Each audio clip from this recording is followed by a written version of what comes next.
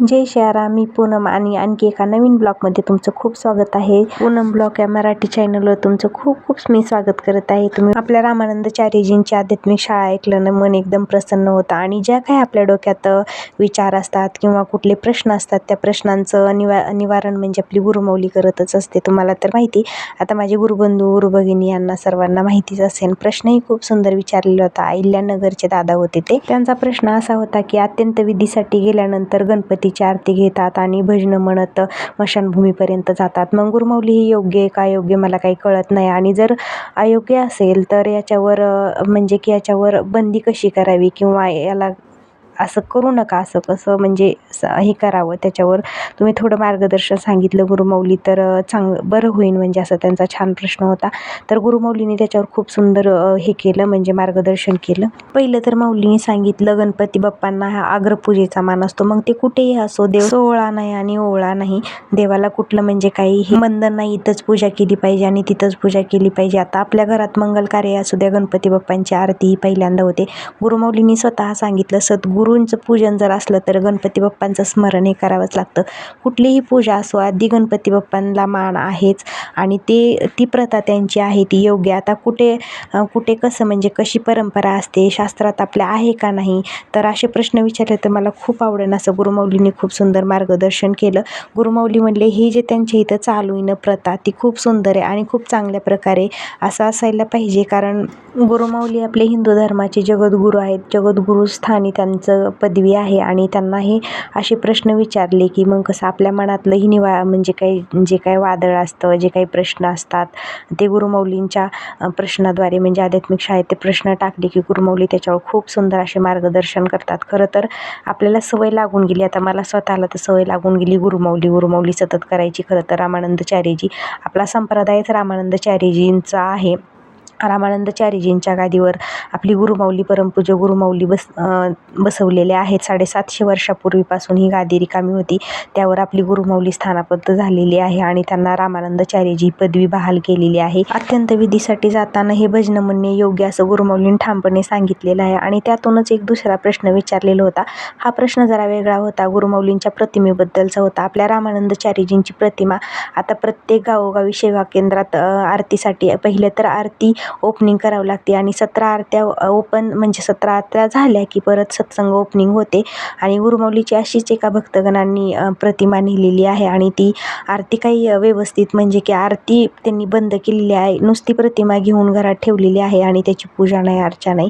त्याबद्दल ही गुरुमौलींनी सुंदर मार्गदर्शन केले आहे. गुरुमौली म्हणले असं न करता प्रतिमेची आरती झाली पाहिजे, कारण ती शक्ती सोडून आणलेली असते नानीधामवरून आणि त्या शक्तीची पूजा अर्चना ही झालीच पाहिजे. आणि देवाला काय आपली धन दौलत आवडत नसते, देवाला आपल्या भजन पूजन हे आवडत असतं. देवाच्या आवडीचं म्हणजे भजन पूजनच आहे. आणि नुसती आरतीची प्रतिमा आणायची शक्ती सोडून आणि त्याची पूजा वगैरे नाही करायची तर त्याचं आपल्याला पाप लागत असतं. आता पाप त्यावर मौलींनी छान उदाहरणही दिलं. 2 मुलं असतात आणि आई वडिलांना सांभाळत नाही, दोघांच्या हाडचिटीत आई वडील रस्त्यावर येतात. खरं तर आई वडील मुलांना कधीही शाप देत नाहीत, पण त्यांना झालेला त्रास ते नियत कर्म असतं. ते नियतीनं जे काही आपण कर्म करणार ते आपल्याला फेडावेच लागतं. कुठल्याही आई वडिलांना वाटेल की आपण आपल्या मुलांना शाप द्यावा किंवा आपल्या मुलांचं वाईट व्हावं, असं कुठल्याच आई वडिलांना वाटत नसतं. आणि त्यामुळे आई वडील त्यांना होणारं जे दुःख असतं ना ते असंही असतं. त्यामुळे मनानंच ते जे त्यांना दुःख झालेलं असतं त्या कर्माची फळ आपल्याला भेटतच असतात. तसं गुरुमौलींनी सांगितलं, मी कुणाला कधी शाप देत नाही, परंतु जी तुम्ही ती प्रतिमा नेलेली शक्ती सोडून त्यात प्रतिमा नेली त्याची आरतीही तुम्हाला करावीच लागणार आहे, संप्रदाय वाढावा म्हणून.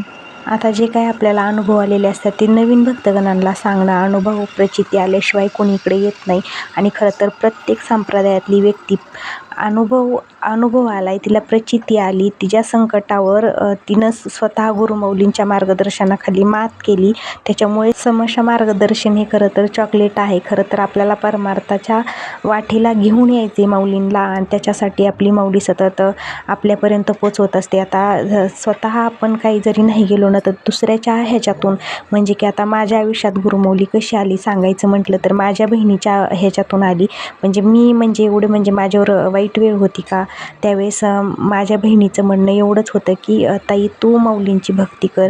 त्यावेळेस तर माऊलींना न कधी पाहिलं न कधी, आणि माझ्या स्वतः बहिणीनंही नव्हतं पाहिलेलं खरं सांगायचं म्हणजे.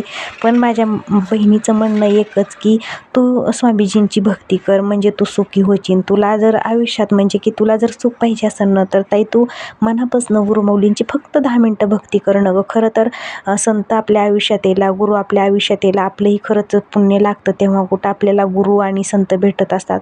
आणि खरंच मी बरेच दिवस माझी बहीण सांगत असताना सुद्धा मी तिच्याकडे दुर्लक्ष करायचे. हो म्हणायचे. मला फोनवरती जर विचारलं ना तू भक्ती केली का, तर हो केली ना. पण खरं सांगायचं म्हटलं तर मी करीत नव्हते हो. आणि मला जास्त असा त्रास व्हायला लागला की मी बहिणीला फोन करायचे की असं असं. माझी बहीण म्हणायची असं नाही करायचं अगं, तू भक्ती करणं, भक्ती कशाला सोडती, गुरुमाऊलींची भक्ती केल्याशिवाय तुला प्रचिती येणार नाही. आणि मी ती करून पाहिली आणि माझ्या जीवनात मी आणि सक्सेस आता झाली. दिवस पाळीचा आठवडा आहे, त्याच्यामुळे आम्ही आता रानात पोचलोत. आता हे गेलेत बार्शीला. आणि आपल्या मध्ये जी छाटणी केलेली होती आपल्या पेरूच्या बागेची, तर त्या पेरूच्या बागेचे दाखवते तुम्हाला झाडांची कशी पोझिशन आहे, कुठपर्यंत ती झाडांचे शेंडे फुटलेत किंवा पेरू लागलेत, फुलं कळ्या. तर चला तर मग दाखवते. आणि मोटर चालू बंद करण्यासाठी आता इथंच आम्हाला थांबायचं आहे दिवसभर. खरं तर आता इथंच आम्हाला काम आहे. इथं आपलं पेरूची पलीकडली छोटी बाग आहे ती खुरपून घ्यायची. चला तर मग झाडं दाखवते तुम्हाला. आणि ठिबक ही चेक करायचं आम्हाला, त्यासाठी आम्ही स्पेशली इथं आलो. खरं तर आम्हाला तिकडंच खुरपायचं होतं दोघींना. मम्मी गेल्यात खाली आणि म्हटलं चला आता आपण आधी ठिबक चेक करू, कारण महत्त्वाचं काय तर ठिबक चेक करणे, कुठल्या झाडाला पाणी पडतं नाही पडतंय हे व्यवस्थित चेक करायला आता आमचं चालू आहे. लाईट गेलेली होती आणि मी जेवण केलेलं नव्हतं, म्हटलं चला जेवण करून घ्यावं आणि दाखवा तुम्हाला झाडं पण. तर हे बघा कुठं कुठं डोळे फुगलेत, कुठं कुठं चांगले असं 2-3 पानावर शेंडे आलेले इथं हे बघा. तर हे बघा. आणि आता कळ्या पण लागायला लागल्यात, भरपूर अशा कळ्या फुलं सगळे येते. 1 महिन्यापर्यंत सगळं झाड असतं गजबज भरल्यासारखं होईन. आणखी एवढं काही नाही पण झालं आहे चांगलं. आता ह्याला तर लवकरच आपल्याला कॅरी बॅग फॉर्म ते सगळं आणावं लागेल, कारण हे ना पेरू चांगली मोठी झालेली आहेत बघा. आणि छान अशी झाडांची फुटवे फुटायला लागलेली इथं. झाडांची चांगल्या प्रकारे ग्रोथ पण झालेली.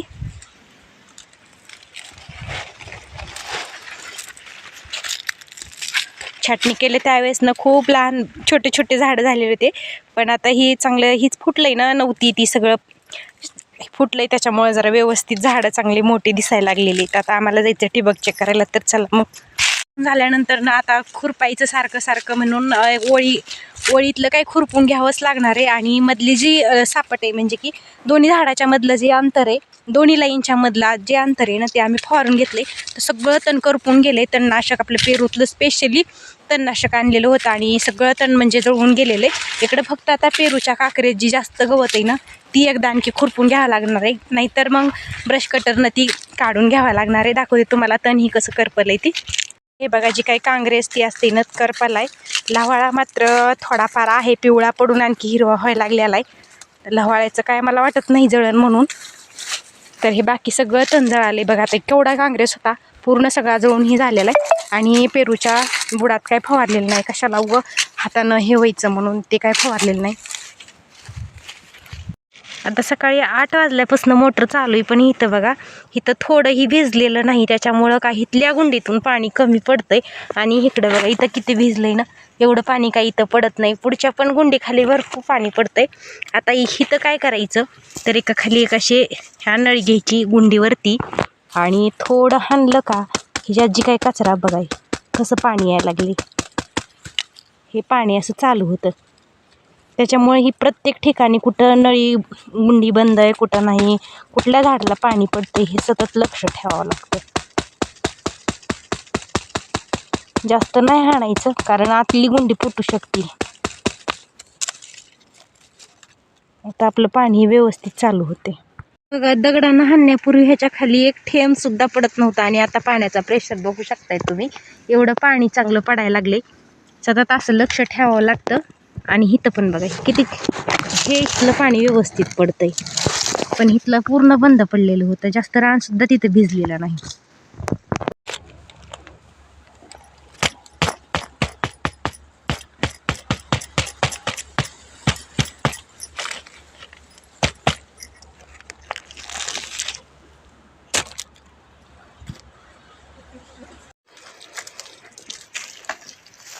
खांदल्यावर तर जास्त येतंय ग पुन्हा.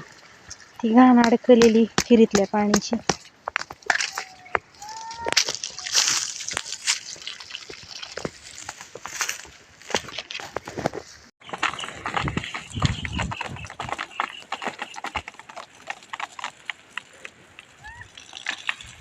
किती निघायले बघा की मम्मी. का नुसता गाळच निघायला लागलाय. आवाज झाला. किती वेळ झालं वरडत होते आवाज आवाज म्हणून.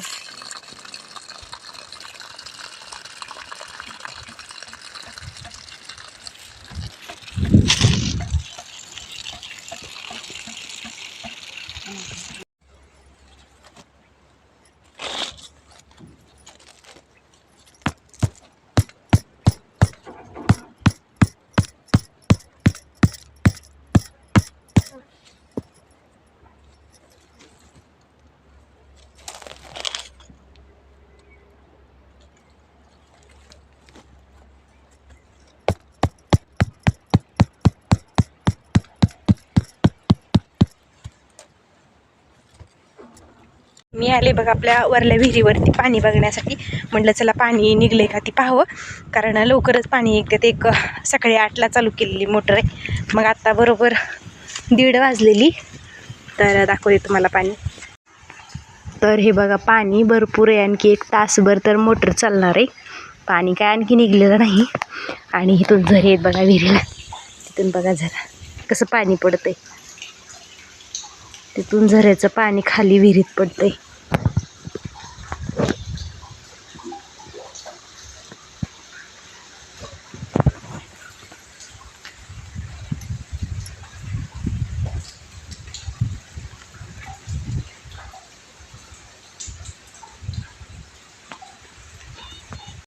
वरल्या विहिरीवरचं पाणी पाहिलं आणि चला म्हटलं खाल्ल्या विहिरीवरचं पण पाणी पाहावं. दोन्हीकडल्याही मोटरा चालू आहेत.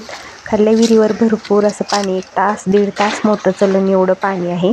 आणि मी तिथं पोहोचले की बघा बेडकं केवढे मोठे बेडकं बसलेले होते सोन्या बिडूक पायरीवरती. त्यांनी पटापट मी आलेली चाहूल लागली की लगेच त्यांनी पटापट पाण्यात उड्या मारलेल्या आहेत बघा.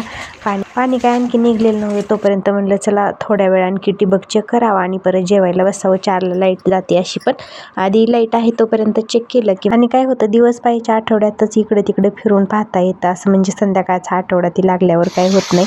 आणि आता काय होतं 3 आठवडे पडतात. एक दिवस पाहायचा आठवडा, एक संध्याकाळच्या 4ला म्हणजे की संध्याकाळच्या 4ला येते आणि रात्रीच्या 12ला जाते. अशी विचित्र आठवडे पण आहेत बघा लाईटीचे. आणि इकडं मग पाणी निघलेलंच होतं वरल्या विहिरीवरच्या मोटरीचं. चला म्हटलं बंद करून यावं. वरल्या विहिरीवरती आले आणि मोटर बंद करून घेतली. इकडे आम्ही जेवायला बसलो होतो. मम्मीला सोमवार होता आणि 2 वाजलेले होते. 2:45लाच आम्ही असं जेवायला बसलो. आम्हाला खरं तर आज इथंच थांबायचं होतं, पण अचानक यांचा फोन आला त्याच्यामुळे आम्हाला तळ्याकडे जायचे. आता तळ्याकडे कशासाठी जायचे तर मका विस्कटायची आपल्या वावरावर. आपल्या गायींसाठी चारा करायचा आहे आणि तिथं घास लावायचा होता. यापूर्वी घास लावण्याचं नियोजन होतं, परंतु आता ते कॅन्सल झाले. कारण आपल्या भरपूर सारा पेरूची बाग आहे आणि उन्हाळ्यात पाणी कमी पडू नये म्हणून त्यासाठी मका विस्कटून टाकायची. आणि मकाचं कसं एकदा स्प्रिंकलर हातरलं की मग पाणी चालू होतं. 2-3 त्याला पाणी दिले की काही टेन्शन नाही. 2-3 पाण्यात मका येऊन जाते. आणि असं कसं पावसाळीपर्यंत घासाला झोपावं लागतं, त्याला व्यवस्थित पाणी हे देणं. त्याच्यामुळं मग ते कॅन्सल केलं आणि मकाच विस्कटायचा आम्ही प्लॅन केला. इकडं मग जेवणात छान अशी मेथीची भाजी, वांग्याची भाजी, तेल चटणी आणली होती आणि मस्त असं उडदाची भाकर आणली होती. आणि परत त्यांचा फोन आला की परत आम्ही दोघी पण चाललो आता तळ्याकडं. आणि आमच्या इकडं पावट्याची पण पिकं घेतात वाट्याने. पावट्यात मोहरी दिसली तर मम्मी म्हणतात आपण मोहरी नाही टाकली. आम्ही पण गहू विस्कटलेला होता छोट्या पेरूच्या बागेत, त्यावेळेस आमच्या लक्षातच आलं नाही मोहरी घेऊन यायचं. आणि गावातल्या घरी मोहरी होती त्याच्यामुळं काही लक्षात पण आलं नाही. काय होतं रानात यायचं असलं की सगळी धावपळ होते, त्याच्यामुळं काही लक्षातच आलं नाही. जोडलंय भारी लागली. तांबडी दूध देत नाही, जरा कमी मिळते दूध. आणि हीच तयार आहे की किती ती तयार आहे.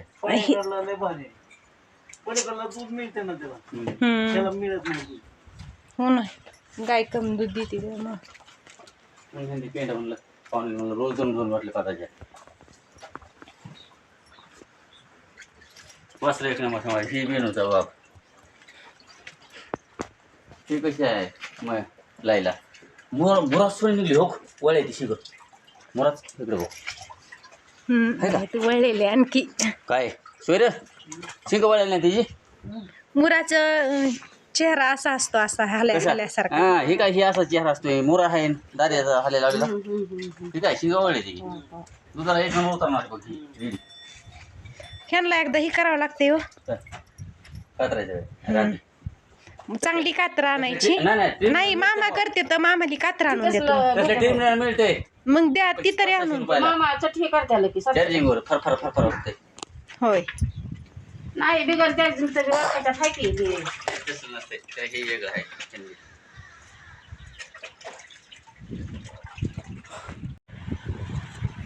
आपल्याला इथं घास लावायचा कॅन्सल झालाय बघा. आणि आता आपण ह्याच्यात मका विस्कटणार आहोत. मका विस्कटायची आणि पंजी मारून घ्यायची. ह्याला काय पेरायचंही नाही. आता मी आणि मम्मी आला इकडं तळेकड. पिरूच्या बागेतलं काम सगळं आवरलं तर आम्हाला तिकडंच खुरपायला बसायचं होतं, पण ही विस्कटण्यासाठी आला होता. अचानक जनावरांनी उन्हाळाभर आपली लागणारी वैरण, त्याला म्हटलं आधी मका विस्कटून घ्यावी. दोघी पण आम्ही इकडंच आलेले आहेत. आता आम्ही विस्कटून घेणार आहे. सगळ्या वावरावर विस्कटायची आणि पाठीमागून पंजी मारायची.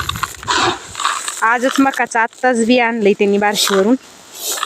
बी पण एकदम भारी, पण फुटही मम्मी कुठं कुठं ना असं वापरायचं आता ते ह्याला केलं मशीन.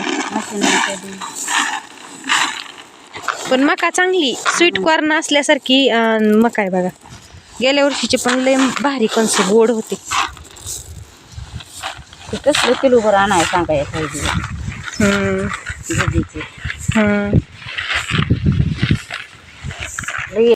इकडे माझी मका विस्कटून झाली. आम्ही दोघींनी सगळी मका विस्कटून घेतली. एक थोडीशी कमी पडली, एक पाटीभर मका कमी पडली होती, तर आम्ही तिथं ज्वारी विस्कटून घेतली आणि आम्ही लागलो धाराला.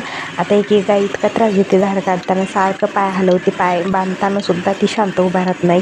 काळी गायच आमची जास्त आगावपणा करते, खूप त्रास देते धार काढताना. पण काय करणार आता, धार तर तिची काढावीच लागणार आहे ना. मग इकडं धाराही काढून झालेल्या होत्या.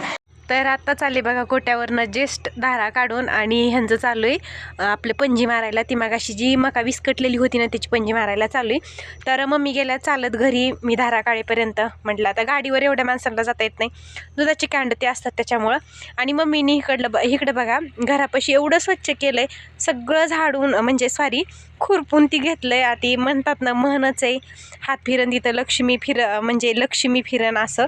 तर बघा किती स्वच्छ आणि सुंदर मम्मीनी सगळी फुलांची झाडे अगदी रिकामे करून ठेवली आहेत. अगदी पावसाळाभर ना आम्ही जोपर्यंत इथं राहिला होतो तोपर्यंत सगळं म्हणजे गवती काढायचो. परंतु एकदा आता घरी राहायला गेलं की रानात आलं की मग रानातलीच कामं करावी लागतात, त्याच्यामुळं काहीही झाले नव्हतं. दाखवते तुम्हाला किती स्वच्छ केले. तर हे बघा सगळीकडलं गवत काढून घेतले मम्मीने आणि फुलांची झाडं तेवढे ठेवलेले इथं. आता अंधार पण पडायला लागलाय.